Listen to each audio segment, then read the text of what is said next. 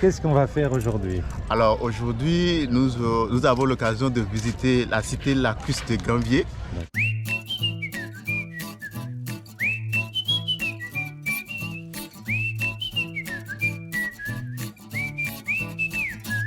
C'est une cité typique.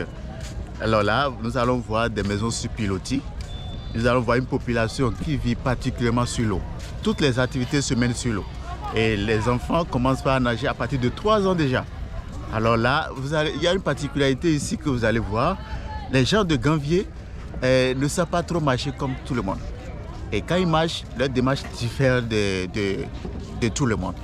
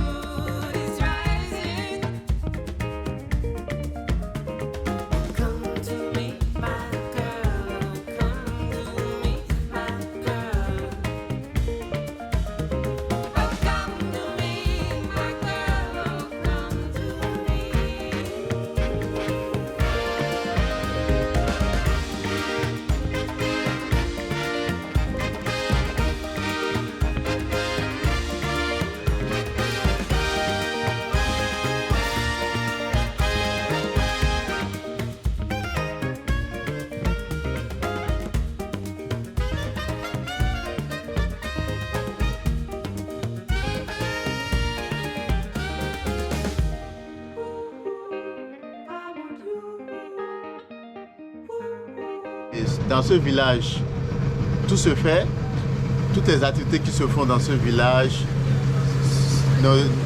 sont le commerce, la pêche et toute autre activité qu'on peut trouver sur la terre ferme. Mais la particularité, c'est que le poisson ne se vend pas dans ce village. Et il y a un des interdits du village qui se veut que les hommes ne doivent pas vendre du poisson. Et les femmes ne sont pas aussi autorisées à pêcher de poissons. Et dans le marché, dans le village, vous allez trouver un marché flottant. Et dans ce marché, tout se vend. Tomates, le manger, tout se vend. Vous allez découvrir tout à l'heure. Et là, vous allez trouver des épiceries. Tout ce qui est sur la terre ferme se retrouve dans le village. Alors, vous allez découvrir ça tout de suite. Alors, vous allez regarder autour de vous. Il y a des plantes dans l'eau, dans le lac. Ça, c'est des techniques de pêche, des techniques artisanales de pêche. Et là, ça permet de garder des poissons dans cet environnement. Et par la suite, le père viendra chercher les poissons pendant un temps donné.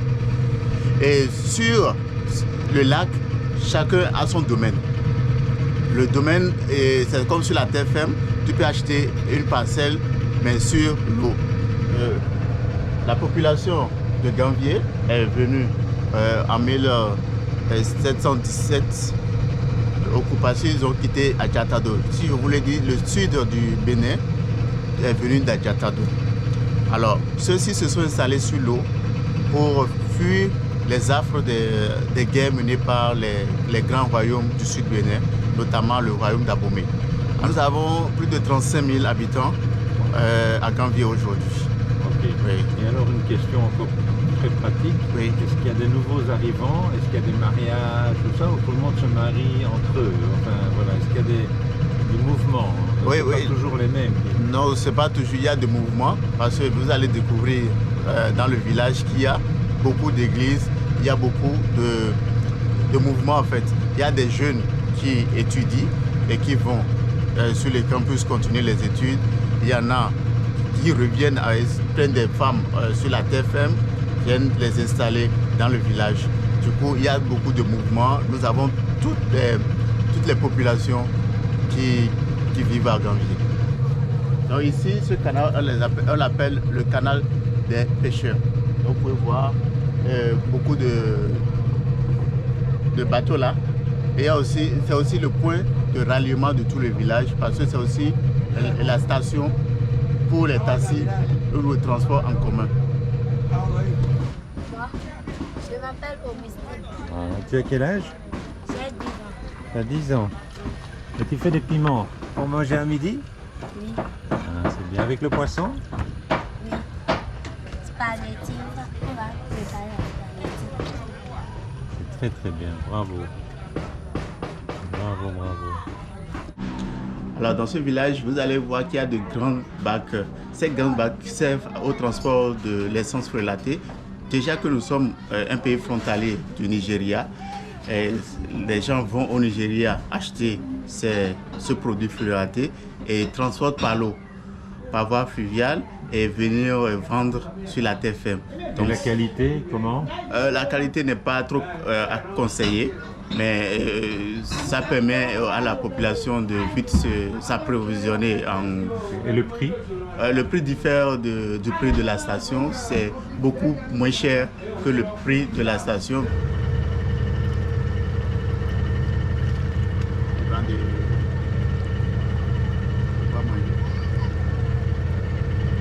Dans le village, il y a une source d'eau potable. Je vais dire qu'il y en a plusieurs. C'est pour permettre à la population de s'approvisionner en eau potable. Et c'est construit en des profondeurs données et chacun vient chercher. Mais ça coûte rien du tout. Hein. Ça coûte seulement 50 francs CFA. Je trouve que c'est rien du tout en fait. Et ce qui permet à la population de s'approvisionner en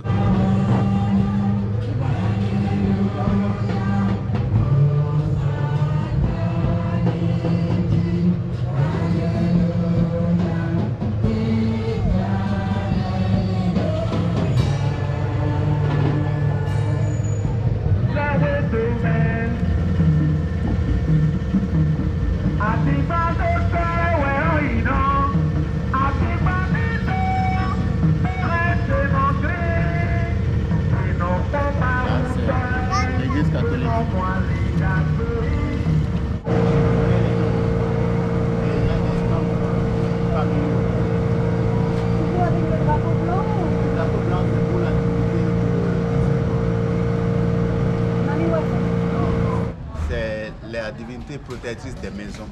C'est une divinité qui se retrouve à l'entrée des villes, des maisons ou des villages. Et là, nous avons l'Egba représenté sous cette forme. Généralement, l'Egba n'est pas sous cette forme. C'est une petite représentation. Mais ici, c'est la forme qu'ils ont voulu lui donner. Je m'appelle Konou Dansou Noël. Je suis un guide touristique. Mais ma fonction politique, je suis le chef du village de Gambier. Bravo, mais quel bonheur de vous rencontrer. C'est ça. Moi j'ai une question, qu'est-ce qui est le plus difficile dans la gestion du village pour vous? Vous qui gérez certainement beaucoup de choses, facile, difficile, mais qu'est-ce qui est le plus difficile? Pour moi, ce qui est difficile pour moi, est que ma population, c'est une population analphabète. Vous voyez, les populations analphabètes, quand on leur parle, ils n'arrivent pas à vite comprendre. Ils n'ont pas la formation pour absorber ce qu'on leur explique. Ouais. C'est ça. Et les biens, et les plus, et les moins.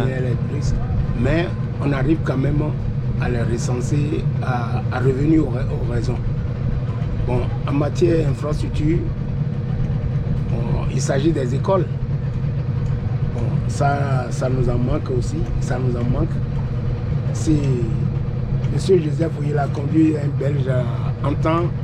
Il a construit une école et ça, l'école est devenue l'école privée pour la population de Gambier et ça continue d'exercer et ça continue à être de former les enfants à l'heure où nous parlons actuellement. Bravo.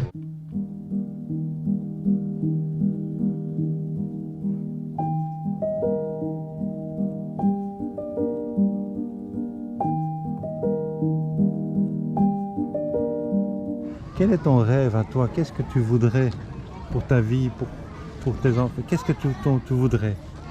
Bon, Monsieur Joseph, tellement content de votre question. Et je pense que ma vie soit un peu vers la longévité et je veux la santé et pour pouvoir vivre et protéger mes enfants. J'ai des enfants. Moi-même, je souhaite que ma vie soit longue et que la vie de mes enfants soit longue, que je trouve des belles choses pour réaliser l'avenir de mes enfants. Bravo. Si mes enfants sont bien dans leur fonction, dès ma vieillesse, ils vont s'en occuper de moi. À titre personnel, moi, mon rêve, c'est de continuer mes études, moi, notamment dans le tourisme, parce que j'ai déjà un parcours dans le domaine, mais moi, je veux plus évoluer, avoir plus de connaissances dans le domaine. Ça, c'est mon rêve à moi.